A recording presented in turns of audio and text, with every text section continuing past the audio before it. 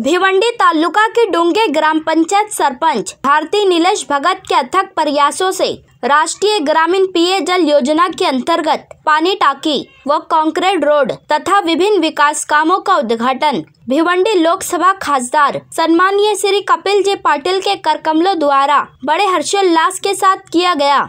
इस अवसर पर जिला परिषद महिला बाल कल्याण माजी सभापति सपना भोईर, पंचायत समिति प्रभारी सभापति जितेंद्र डाकी, भाजपा तालुका अध्यक्ष पीके महात्रे, महादेव घाटाल, पंचायत समिति गट विकास अधिकारी डॉक्टर प्रदीप घोरपड़े, डुंगे ग्राम पंचायत सरपंच भारती नीलेश भगत, वड़घर सरपंच जागृति सोनवने, माजी सरपंच गणेश पाटिल, रामनाथ पाटिल, उप सरपंच भावना तरे, सदस्या विजया सचिन भगत, हेमलता कैलाश पाटिल सहित भारी संख्या में मान्यवर तथा डुंगे ग्रामस्थ मंडल उपस्थित थे। सभी मान्यवरों का स्वागत सम्मान डुंगे ग्राम पंचायत सरपंच भारती नीलेश भगत व उप सरपंच भावना तरे तथा डुंगे ग्राम पंचायत के सर्व सम्मानीय सदस्यों द्वारा पुष्पगुच्छ देकर स्वागत किया। आइए देखें इसकी एक रिपोर्ट।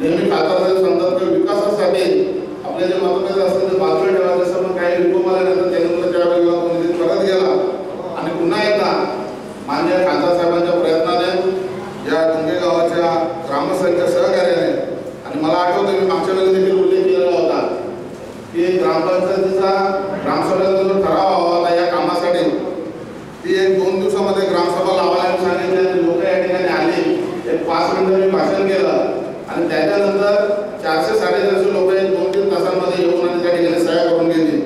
तर उल्लेख एवढ्यासाठी करतो की लोकांना जर योग्य जर कळालं तर लोक निश्चितच त्याला सहकार्य करतात।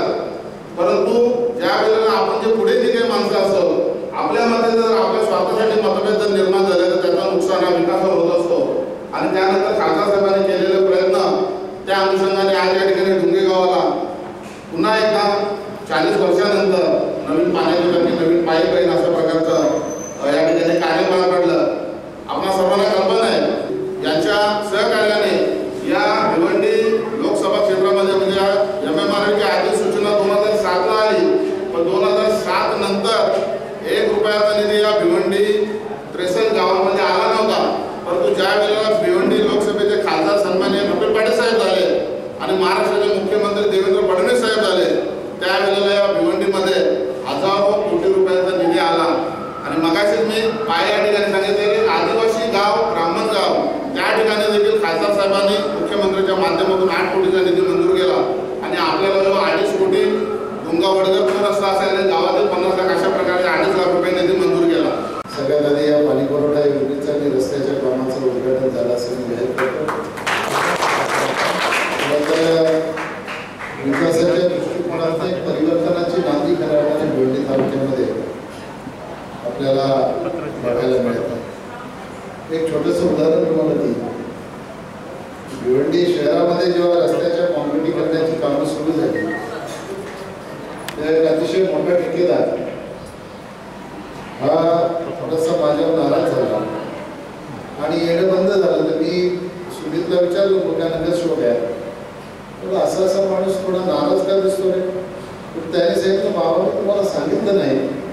त्याने एक दिवशी मला असं सांगितलं की तुमच्या साहेबांनी आमच्या पोटावर पाय दिला. मी बोललो पोटावर पाय कसं काय दिला? हे रस्त्यांची कामं सारखी निघत होती. तुम्ही आता भिवंडीत कॉन्क्रिटीकरण केल्यामुळे 30 वर्ष रस्त्याची कामं निघणार नाही म्हणून आमच्या पोटावर पाय. हे याच्यासाठी सांगितलं की आता रामनाथने उल्लेख केला की येणाऱ्या 30 वर्ष ट्रॅफिक चालते, इकडे किती वर्ष टिकेल याचा अंदाज करता येत नाही. असा विकास या ग्रामीण भागामध्ये झाला याचं एकमेव कारण आहे की महाराष्ट्रामध्ये त्यावेळेला देवेंद्र फडणवीस मुख्यमंत्री झाले आणि म्हणून त्यांच्यामुळे आपल्याला हा विकास करता. एकत्र 250 कोटी रुपये ग्रामीण भागाच्या रस्त्यांसाठी देणारा मुख्यमंत्री महाराष्ट्रामध्ये पैदा नाही. देवेंद्रजी नेहमी सांगायचे की MMRD मध्ये एवढा पैसा पडलाय पण पैशाचा उपयोग कोणाला करता आला नाही. तो उपयोग मी करून खऱ्या अर्थाने विकास कसा असतो हे जनतेपर्यंत नेण्याचं काम MMRDच्या माध्यमातून केलं. खरं दृष्टी सगळ्यांनाच असते पण दृष्टिकोन असलेला माणूस जर पदावर बसला तर कसं काम करतो त्याचं उत्तम उदाहरण महाराष्ट्रामध्ये मागच्या 5 वर्षात झालेला जो विकास आहे त्याचं उत्तम उदाहरण. मधल्या 1 महिन्यापूर्वी भिवंडीमध्ये असंच आपल्या जिजीबाई जे मंडईमध्ये हॉस्पिटल होतं पडलं त्याच्या भूमिपूजनाचं काम कार्यक्रम होता. महापौरांचा खूप आग्रह होता, त्यांनी मला बोलवलं. त्यावेळेला सगळ्याच पक्षाचे लोक होते. आता आघाडीचं सरकार आहे, आघाडी सरकारचेही सगळे लोक होते. त्या आघाडी सरकारच्या सगळ्या नेत्यांना मी सांगितलं की भिवंडीमध्ये देवेंद्रजींनी 1450 कोटी रुपयेचा निधी भिवंडीच्या विकासासाठी दिला, वेगवेगळ्या कामांसाठी. आपण आता 3 पक्षाचे लोक सत्तेवर आहोत. मी आज तुमच्या समोर छातीडोकपणाने सांगतो की 1450 कोटी रुपयाचा निधी भिवंडी शहरामध्ये दिला आणि ती कामं सुरेख प्रत्यक्षात दिसायला लागली. येणाऱ्या काळामध्ये तुम्हाला छातीडोकपणाने सांगता आलं पाहिजे की आम्ही या भिवंडी शहराच्या विकासासाठी निधी आणा. म्हणून तुम्हाला माझं आव्हान आहे की राहिलेलं जे काम आहे ते भिवंडी शहराचं काम आपण करावं. तसंच आता आपल्या या आजच्या कार्यक्रमाच्या माध्यमातून मला वाटतं विश्वास तळे या ठिकाणी असतील, विचारलं तर त्यांनाही फोन केला असं सांगितलं मला. म्हणते विश्वास असं काही फोन बिन मध्ये थांबणारा माणूस नाहीये. निश्चितपणाने काहीतरी काम असेल ते असतं तर त्याला आपण चांगलं लागलं असतं. आम्ही 220 कोटी रुपये आणले, ते 250 कोटी झाले टेंडर वाढल्यामुळे. पण तुम्ही 500 कोटी रुपये आणून राहिलेला विकास जो भिवंडी तालुक्याचा आहे तो करण्याचं काम करावं अशा प्रकारची सूचना त्यांना निश्चित केली असती. आज या कार्यक्रमाच्या माध्यमातून सहकारी आपलेच आहे. त्यांनी जर ठरवलं तर आपले पालकमंत्री त्यांच्याकडे नगर विकास खातं आहे आणि नगर विकास खात्याच्या माध्यमातूनच आपण हा निधी आणला होता. म्हणून विकास करण्याची मानसिकता जर असेल तर निश्चितपणाने अजून मोठ्या प्रमाणात भरीव असा विकास या तालुक्याचा आपल्या सहकार्याने करता येईल. निश्चितपणाने ते करतील. रामनाथने या ठिकाणी उल्लेख केला, मी इथेच सांगतो असं नाही, जिथे जिथे रस्त्याच्या भूमिपूजनाचा कार्यक्रम असेल, एखाद्या इमारतीचं भूमिपूजन असेल, तुमच्या एखाद्या पाणी पुरवठा योजनेचं असेल तर मी आधीच सांगतो गाववाले काय करतात, काम पूर्ण होईपर्यंत डांबर किती टाकतो बघायला जात नाही. त्याचं काम पूर्ण होऊन देतात. काम पूर्ण झालं की मग सुरुवात होते रस्त्याचं काम खराब होतं. अरे तुम्हीच होते गाववाले, तुमचीच जबाबदारी आहे गावचं काम रस्त्याचं चांगलं करणं. तुम्हाला कोणी सांगितलं का याला मदत करा, याचं काम खराब झालं तरी सांभाळून घ्या. असं या ठिकाणी जर झालं असेल तर ते आता जबाबदारी सगळी तुमचीच आहे. ही अशा पद्धतीने आपण दुर्लक्ष करतो म्हणून एकाही गावच्या पाण्याची योजना सुस्थितीत नाही.